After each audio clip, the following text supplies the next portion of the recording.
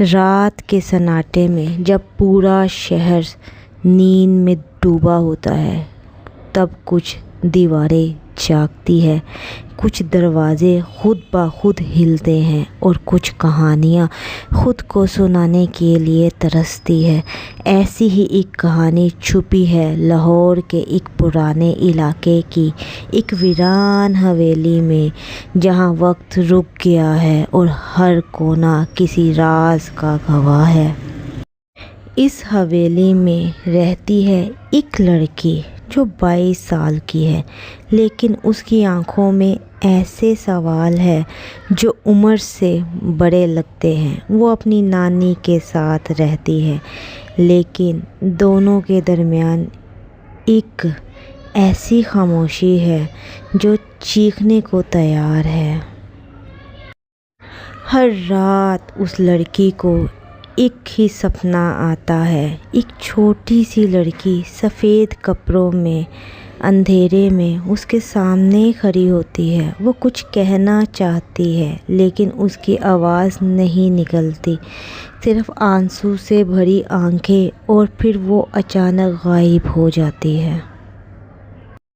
لڑکی سوچنے پر مجبور ہو جاتی ہے کہ اس گھر میں ایسا کیا ہے کہ میں بچپن سے ایک ہی سپنا دیکھ رہی ہوں، اور یہی سوچتی رہتی ہے یہ سپنا ہر رات کیوں آتا ہے؟ کون ہے یہ لڑکی جو مجھے ہر روز سپنے میں آ جاتی ہے؟ صبح ہوتے ہی اس لڑکی نے فیصلہ کیا، اب اور نہیں، اب وہ اس حویلی کے راز جانے بغیر چین سے نہیں بیٹھے گی۔ وہ اس حویلی میں اپنی تلاش شروع کر دیتی ہے۔ وہ اپنی نانی کے کمرے میں گئی جہاں اس کو ایک پرانا صندوق ملا۔ اس صندوق میں کچھ پرانی تصویریں تھیں جن کو زنگ لگ چکا تھا، اور ایک ڈائری تھی پرانی سی جو دھول سے بھری ہوئی تھی۔ ڈائری کے کور پر ایک نام لکھا ہوا تھا، وہ نام تھا زویا۔ وہ پریشان ہو گئی، زویا؟ یہ کون ہے؟ اس لڑکی نے ڈائری کھولی، پہلا صفحہ ہی اس کو کسی اور دنیا کے دروازے میں لے گیا، جس پہ لکھا ہوا تھا، میرا نام زویا ہے، یہ حویلی میری قید بھی ہے، میری پناہ بھی ہے اور میرا خوف بھی۔ یہاں کچھ ایسا ہے جو نظر نہیں آتا لیکن محسوس ہوتا ہے۔ اس لڑکی کے ہاتھ کانپنے لگے، اسے لگا جیسے وہ صرف ڈائری نہیں پڑھ رہی بلکہ کسی کی چیخیں سن رہی ہے، کسی کی تنہائی، کسی کا درد۔ وہ ٹھان لیتی ہے، مجھے جاننا ہے کہ زویا کون ہے اور اس کے ساتھ کیا ہوا تھا۔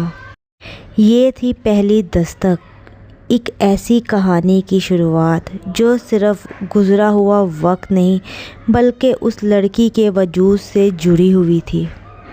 اس لڑکی کے ہاتھ میں تھی ایک ڈائری، لیکن اس کے دل میں اٹھ رہا تھا ایک طوفان۔ ہر لفظ ایک نیا راز تھا، ہر صفحہ ایک چیخ تھی جو لکھی نہیں گئی تھی۔ اور جب اس نے پھٹا ہوا صفحہ دیکھا تو اس کے اندر کچھ ٹوٹ گیا، یا شاید کچھ جاگ گیا۔